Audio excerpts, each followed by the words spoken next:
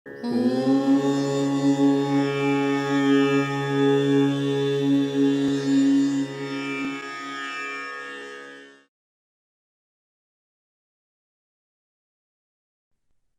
गौ शब्द का सामान्य सा एक अर्थ क्या है? एक सामान्य अर्थ है गौ शब्द का गाय, काऊ। लेकिन संस्कृत भाषा में गौ के बहुत सारे अर्थ होते हैं। गौ का अर्थ गाय तो होता ही है। गौ का एक अर्थ इंद्रिय भी होता है। गौ का एक अर्थ पृथ्वी भी होता है। तो अब अग्नि यानी वध करने योग्य, विनाश करने योग्य क्या नहीं है? हमारी खुद की जो इंद्रियां हैं या दूसरों की जो इंद्रियां हैं, इंद्रिय माने जो आंख, नाक, कान इत्यादि, ये सब विनाश करने योग्य नहीं है। इसका विनाश नहीं होना चाहिए। यानी मैं अपनी इंद्रियों की रक्षा करूं, ऐसी जो गौ आदि पशु है, इनका विनाश नहीं होना चाहिए। यानी एक अच्छे स्वस्थ और सभ्य समाज के विकास के लिए, स्थापना के लिए आवश्यक है कि वहां पर ये इन सब चीजों की रक्षा हो, क्योंकि इनका वध, इनका विनाश नहीं होना चाहिए। वहां पर गौ आदि उपयोगी पशुओं की रक्षा होनी चाहिए। गौ का तीसरा अर्थ है पृथ्वी। पृथ्वी का विनाश नहीं किया जाना चाहिए, क्योंकि ये तो हमारे जीवन को जीने का आधार है, जिसके आधार से हम जी रहे हैं, जिससे हम पोषित होते हैं, जहां हमको सब कुछ मिलता है, जिससे हमारा जीवन चलता है। उसी को यदि विनाश कर देंगे, जैसे आज हो रहा है, ये पृथ्वी सब कुछ देने वाली है और उस पृथ्वी का विनाश हो रहा है, तो क्या होगा? फिर हमारा जीवन कहाँ सुरक्षित रहेगा? आज जो इतनी ये व्याधियां फैली हैं, वो क्यों है? क्योंकि यहाँ पर मंत्र कहा कि अग्न्या, कि पृथ्वी का विनाश नहीं किया जाना चाहिए, पृथ्वी की सुरक्षा की जानी चाहिए। और पृथ्वी की सुरक्षा के बहुत सारे उपाय तो होते हैं, बहुत सारी चर्चाएं भी होती है, बहुत सारे पर्यावरण विदों के बीच में राष्ट्रीय, अंतर्राष्ट्रीय, राष्ट्रीय स्तर पर चर्चाएं होती है, लेकिन उसका व्यवहारिक स्वरूप कुछ नहीं होता है, या होता है तो बहुत कम स्थानों पर होता है। तो कहा कि अग्न्या, और अग्न्या मतलब माने तीन अर्थ किए। उसके अर्थ किए पृथ्वी, इंद्रिय और पशु। कह रहे प्रजावती ही उसका विशेषण है। विशेषण मतलब उसको एक एडजेक्टिव उसका है, उसको बता, विशेषित करने वाला है। तो कहते हैं कैसे हमारी गौ कैसी हो, हमारे पशु कैसे हो, हमारी पृथ्वी कैसी हो, या हमारी इंद्री कैसी हो? कह रहे प्रजावती ही, बहुत सारी प्रजाएं। प्रजावती मतलब प्रजाओं वाली, बहुत सारी प्रजाओं वाली। प्रजा माने उससे आगे से आगे जो चीज उत्पन्न हो रही है, वो सब प्रजा है। तो जितनी भी चीजें उत्पत्ति होती है पृथ्वी में, जो भी चीज पैदा हो रही है, वो सारी प्रजाएं हैं। उसमें वृक्ष है, उसमें फल है, उसमें अनाज है, उसमें जीवन है। वो सारा का सारा प्रजा कहलाता है। तो वो सारा का सारा बहुत मात्रा में हो, अन्न बहुत मात्रा में हो, जल बहुत मात्रा में हो, किसी चीज की कमी नहीं होनी चाहिए। तो इसलिए कहा कि प्रजावती ही, और कहा अयक्ष्मा और अनमीवा, दो शब्द है, वो भी उसके विशेषण ही है। तो कहते हैं अनमीवा यानी रोग रहित हो, रोग ना हो, कोई न्यूनता ना हो, कमी कुछ नहीं, खराब नहीं हो। जो भी हमारे पास में हमारे साधन है, सामर्थ्य है, पृथ्वी में जो कुछ है, जल है या अनाज है, जो कुछ हमारे पास में है, उसमें वो बेकार ना हो। हम फल प्रयोग कर रहे हैं, अन्न प्रयोग कर रहे हैं, सड़े गले, शक्तिहीन, सामर्थ्यहीन ना हो। जो पशु हमारे हैं, वो रोग वाले ना हो, नहीं तो उससे हमको हानि हो। और कहा कि अयक्ष्मा, इसमें कहा कि यक्ष्मा रोग, आप जानते हैं रोगों की जड़ है, वो सभी रोगों को उत्पन्न करने वाला है। वो एक ऐसा रोग है जो व्यक्ति को भीतर से खोखला बना देता है। तो अनमीवा सामान्य रोग है, और अयक्ष्मा एक स्थायी रोग है जो हमेशा उसको कमजोर ही बनाए रखेगा। अनमीवा में कुछ तात्कालिक रोग होंगे, कुछ तात्कालिक समस्या होंगी, जिसका समाधान हो जाएगा। लेकिन अयक्ष्मा में क्या होगा? वो हमेशा रोग ही रहेगा, रोगी ही रहेगा, और नए से नए रोग पैदा करता रहेगा। क्यों? वो क्षीण हो चुका है, खत्म हो चुका है, अंदर से खोखला हो चुका है। तो ऐसे हमारी इंद्री ना हो, ऐसे हमारे पशु ना हो, खोखले ना हो, ऐसे हमारे पृथ्वी ना हो। तो ये पुनः मंत्र में कहा कि हमारी जो पृथ्वी है, हमारी जो पशु है, हमारे जो इंद्रियां हैं, वो कैसी होनी चाहिए? कि वो बहुत सारी प्रजाओं वाली, रोग रहित, स्थायी रोग रहित, तात्कालिक रोग रहित हो। इस प्रकार से चीजों की हमें प्राप्ति होनी चाहिए। और आगे चल के कहते हैं कि यजमानस्य पशून पाही, जो कल बात आ रही थी कि यजमानस्य पशून पाही। अब यजमानों की, पशु की पाही रक्षा कीजिए, एक सामान्य सा अर्थ है। तो एक सामान्य सा अर्थ क्या हुआ, ये वाक्य हमने क्या बनाया, अन्वय करके, यजमान से, यजमान के, पशु की पाही रक्षा कीजिए। अब यजमान कौन है, यजमान किसे कहते हैं? यजमान माने जो धार्मिक काम करने वाला व्यक्ति। यज्ञ हवन में जो यज्ञ हवन करता है वो भी यजमान है। जितने भी धार्मिक काम हो रहे हैं, उन सभी धार्मिक काम को जो करने वाला व्यक्ति है, परोपकार के उद्देश्य से कर रहा है, ऐसे व्यक्ति को आपकी यजमान है। और उस यजमान के पास जो पशु है, पशु माने क्या होता है, जो मैं बात बार बार कह रहा हूं कि सामान्य सार पशु का आप सभी जानते हैं, पशु माने क्या है, जानवर है। लेकिन केवल पशु की रक्षा करें तो ये तो एक बहुत संक्षिप्त में बात हो जाएगी। तो पशु शब्द का अर्थ क्या है? ऋषिदानंद ने पशु के दो अर्थ किए हुए हैं और शतपथ ब्राह्मण के आधार पर किए हुए हैं। एक कहा कि श्री वही पशु, कि श्री, श्री माने जो मेरे पास में ऐश्वर्य है, जो मेरे पास में मेरा अपना सामर्थ्य है, वो श्री है, कह रहे वो पशु है, और उसकी रक्षा हो। एक व्यक्ति, और किसके लिए? धार्मिक व्यक्तियों के लिए। अधार्मिक व्यक्ति के पास जो सामर्थ्य है उसकी रक्षा ना हो।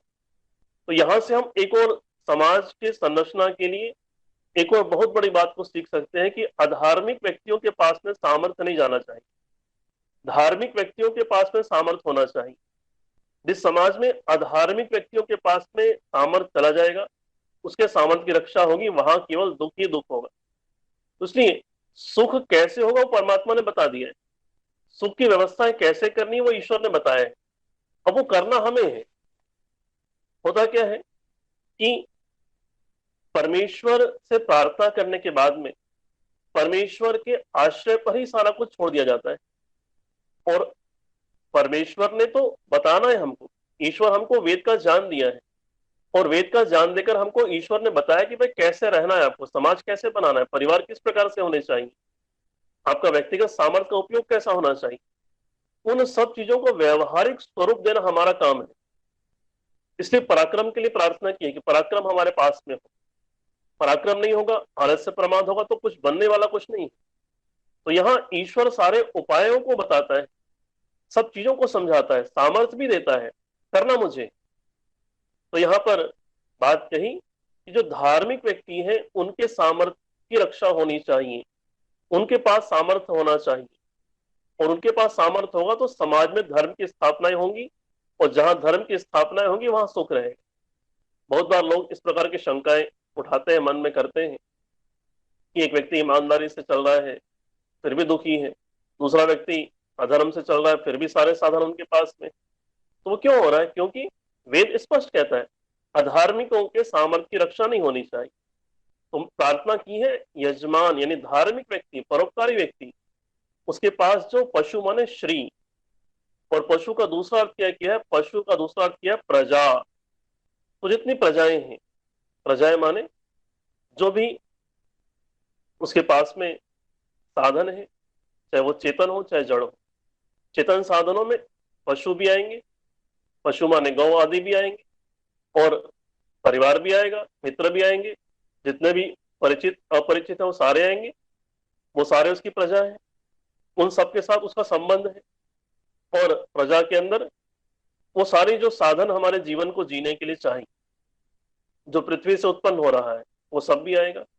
तो उन सब की रक्षा होनी चाहिए, उन सब की रक्षा के लिए प्रयास किया जाना चाहिए, और प्रयास हम ही करेंगे। तो परमात्मा से तो हम सद्बुद्धि मांग रहे हैं, परमेश्वर तो संदेश दे रहा है, परमेश्वर तो बता रहा है कि उसकी रक्षा हो। और रक्षा करने के लिए एक और बात यहाँ पे स्पष्ट रूप से कही, मां व तेन, कहते हैं ईशत। तो मां व तेन, और एक शब्द वहां पर प्रयोग किया हुआ है अघशंस। तो अघशंस और तेन, ये दो शब्द हैं।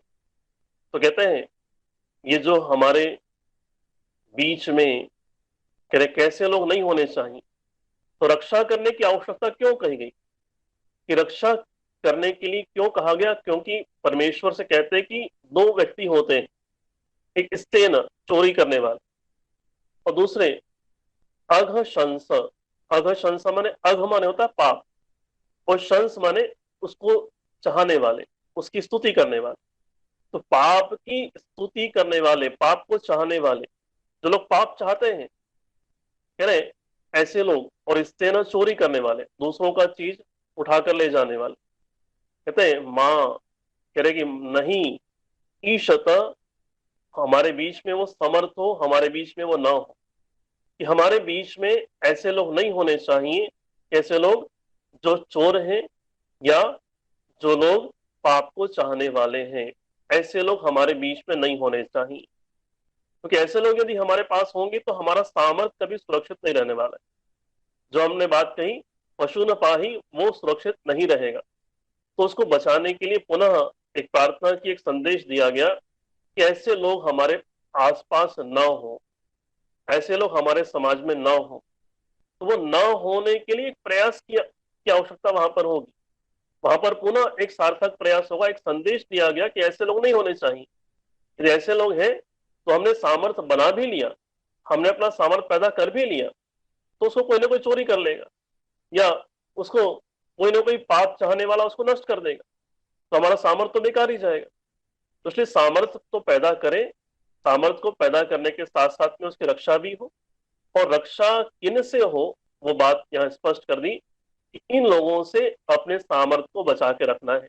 नहीं तो इन लोग हमारी प्रजा को, हमारे सामर्थ्य को, हमारे ऐश्वर्य को, वो सब कुछ को खत्म कर देंगे। तो यहाँ परमेश्वर से प्रार्थना की ऐसे लोग से हमारी रक्षा कीजिए। और अंतिम बात यहाँ पर कही, अस्मिन गोपतौ पहवी ध्रुवा स्यात्। कहते कि अस्मिन, इस यहाँ इस संसार में, गोपतौ, एक शब्द प्रयोग किया, गोपतौ, पुनः गो शब्द आया। और गो शब्द के मैंने तीन अर्थ आपको बताए थे। गो माने इंद्रिय, गो माने हमारे पशु, गो माने पृथ्वी, और भी अर्थ होते हैं। तो गोपति यानी पति माने स्वामी, पालन करने हारा, पशुओं का पति, या इस पृथ्वी का पति, या इंद्रियों का पति। मैं इंद्रियों का पति हूं, इंद्रियों का स्वामी हूं। राजा इस पृथ्वी का पति है, या गौ जिसकी है वो उसका पति, उसका स्वामी गोपालक है। तो कह रहे गोपतौ, जो ये गोपति है, गाय का पति, जिसने, जिसके अधीन ये संसार है, ये राज्य है, कोई राष्ट्र है। कि अस्मिन गोपतौ, क्या होना चाहिए उसके पास, क्या होना चाहिए, बहवी, बहुत सारे, क्या होना चाहिए, बहुत चीजें उसके पास होनी चाहिए, बहुत प्रजाएं उसके पास होनी चाहिए। और किस लिए, ध्रुवा, ध्रुवा माने होता है एक स्थिर सुख, एक निश्चल सुख, ऐसा सुख जो हमेशा बना रहेगा, ऐसा सुख जो कभी समाप्त नहीं होगा। आज है, कल नहीं है, अभी है, थोड़ी देर में नहीं, ऐसा सुख नहीं चाहिए। एक निश्चल, एक स्थिर, एक उस सुख के अंदर कंटिन्यूटी चाहिए, एक स्थिरता चाहिए। और ऐसा सुख हम सभी चाहते हैं। उस ऐसे स्थिर सुख को चाहने के लिए, पाने के लिए क्या करते हैं, बहवी, क्या होना चाहिए, बहुत सारी प्रजाएं हो। किसके पास में हो, लेकिन कह रहे गोपति के पास में, जो उसकी रक्षा करने में समर्थ हो, उसके पास में हो, उसके स्वामी के पास में हो। तो ये एक समाज की एक कल्पना आप कह सकते हैं, एक सृष्टि की आप कल्पना कह सकते हैं, उसको आप एक राष्ट्र पे लगा सकते हैं। तो उन सब चीजों के अंदर हमको यदि निश्चल सुख प्राप्त करना है, एक स्थिर सुख प्राप्त करना है, तो स्थिर सुख की प्राप्ति के लिए ये सारी चीजें प्रार्थनाओं के रूप में कही गई है, या उपदेश रूप में आप इसको ले सकते हैं। हम इस प्रकार से होवे, तो क्या क्या होवे इसमें, सबसे पहले परमेश्वर से कहा, सविता देव वायवस्थ प्रार्पयतु, ये परमात्मा, हे देव, हे सविता, हे सकल जगत को बनाने वाले, मेरे पास जो कर्म करने का सामर्थ्य है, उस कर्म करने का सामर्थ्य का सदुपयोग हो, मैं उसको अच्छे काम के अंदर लगाऊं और क्या करूं, ईशेत्वा ऊर्जेत्वा, हे ईश्वर अन्न के लिए और जान विज्ञान के लिए, पराक्रम के लिए हम भागम, हे ईश्वर आपका, आप जो सेवन करने योग्य है आपका हम सेवन करते हैं, आपका आश्रय लेते हैं। और हे परमेश्वर आप क्या कीजिए, आप क्या यद्वम अज्ञा, हे ईश्वर आप क्या यद्वम, आप मुझे आगे बढ़ाइए किस लिए, इंद्र के लिए, ऐश्वर्य के लिए, और हम सब क्या करें, श्रेष्ठतम कर्म को करते रहें। इस श्रेष्ठतम कर्म के लिए ही हमारी इंद्रियां, हमारे प्राण, हमारे बल हो, हम ज्ञान विज्ञान को प्राप्त करें, हमेशा श्रेष्ठ कर्मों के अंदर लगे रहें।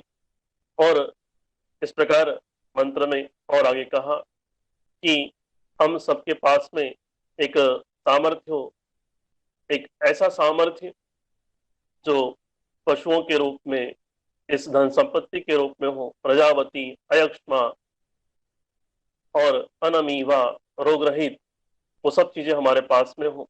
और ये परमेश्वर आप हमारे सभी पशुओं की रक्षा करें, हमारे श्री की, हमारे सामर्थ्य की, हमारे धन की आप रक्षा करें।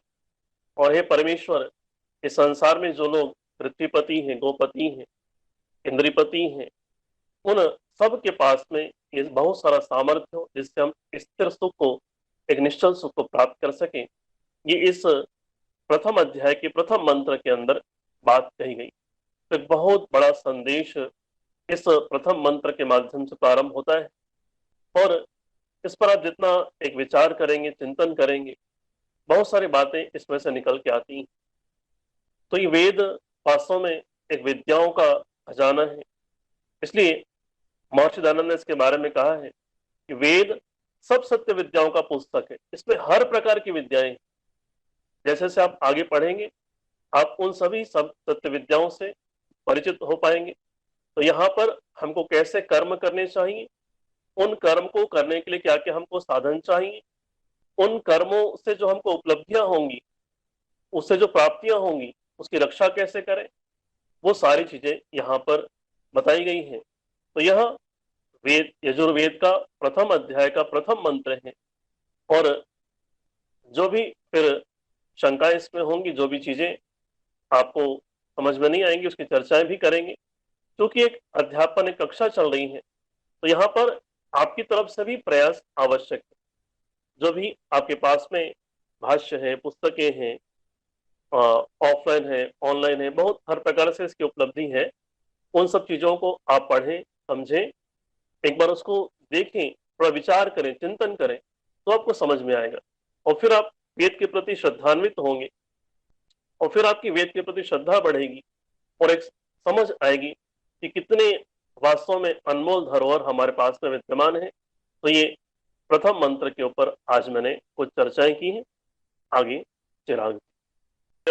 शांतिरंतरिक्षं शांति पृथिवी शांतिराप शांतिरोषधयः शांति वनस्पतयः शांतिर्विश्वे देवा शांतिर्ब्रह्म शांति सर्वं शांति शांतिरेव शांति सामा शांतिरेधि। ओम शांति शांति शांति। सभी को सादर नमस्कार।